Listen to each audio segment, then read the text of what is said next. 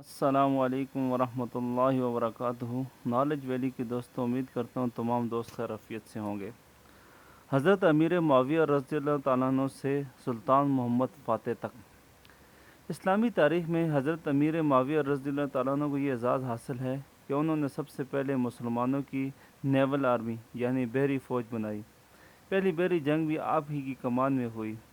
خلیفہ سوم حضرت عثمان غنی رضی اللہ تعالیٰ عنہ کی اجازت سے آپ نے پہلی بحری جنگ اور جنگی بیڑے بنا کر 28 ہجری میں قبرص پر حملہ کر کے اسے فتح کر لیا، اور اس طرح رسول اللہ صلی اللہ علیہ وسلم کی یہ پیشن گوئی، میری امت کا پہلا لشکر جو بحری جنگ کرے گا اس کے لیے جنت واجب ہوگی، پوری کرنے کی سعادت امیر معاویہ رضی اللہ تعالیٰ عنہ کو نصیب ہوئی۔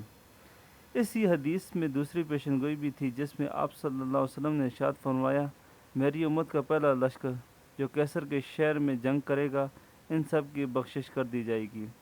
یہ سعادت بھی حضرت امیر معاویہ رضی اللہ عنہ کو حاصل ہے کہ آپ نے 49 ہجری بمطابق 674 عیسوی میں اپنی خلافت کے دوران مسلمانوں کا پہلا لشکر کیسر کے شہر قسطنطنیہ پر حملے کے لیے روانہ کیا۔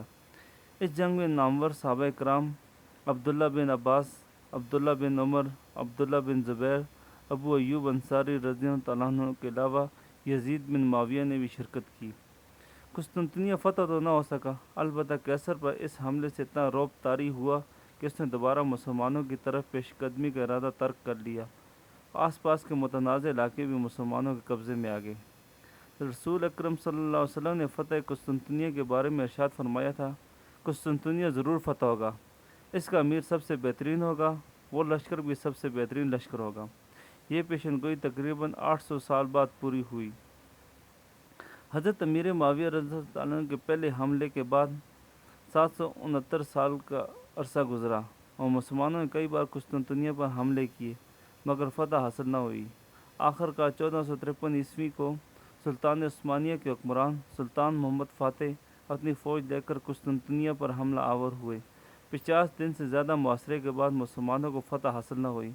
سلطان نے سوچا کہ گولڈن ہارن کی جانب سے سمندر سے آ کر شہر پر حملہ ہو سکے تو دشمن کی توجہ دو طرفہ تقسیم ہو سکے گی اور اس طرح فصیل شہر کو توڑ کر اس میں داخل ہونا ممکن ہو سکے گا، مگر سمندر کی جانب حملہ اس وقت ہو سکتا تھا کہ گولڈن ہارن کے دہانے پر دشمن کی طرف سے بنائی گئی آہنی زنجیر نہ ہوتی اور جہاز اس میں داخل ہو سکتے۔ سلطان کے جہاز باسفورس میں گم رہے تھے، وہاں سے گولڈن ہارن تک تقریباً 10 میل کے قریب خشکی کا علاقہ تھا۔ سلطان محمد فاتح نے جمادی الاول کی 14ویں رات کو باسفورس سے گولڈن ہارن تک لکڑی کا تخت بچھا کر اپنے تمام جہاز اس پر چڑھا دیے اور ہزاروں آدمیوں کی مدد سے ان جہازوں کو خشکی پر دھکیلنا شروع کیا۔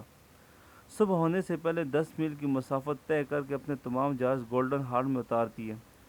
صبح کو مسلمانوں نے حملہ کیا اور آخرکار قسطنطنیہ فتح ہو گیا۔ سلطان کا یہ کارنامہ دنیا کا واحد بحری حملہ شمار کیا جاتا ہے جس کی کوئی دوسری مثال آج تک پیش نہیں کی جا سکتی۔ حضرت امیر معاویہ رضی اللہ تعالیٰ عنہ اسلامی تاریخ کے پہلے حکمران ہیں جنہوں نے بحری فوج بنائی اور قسطنطنیہ پر پہلا حملہ کیا۔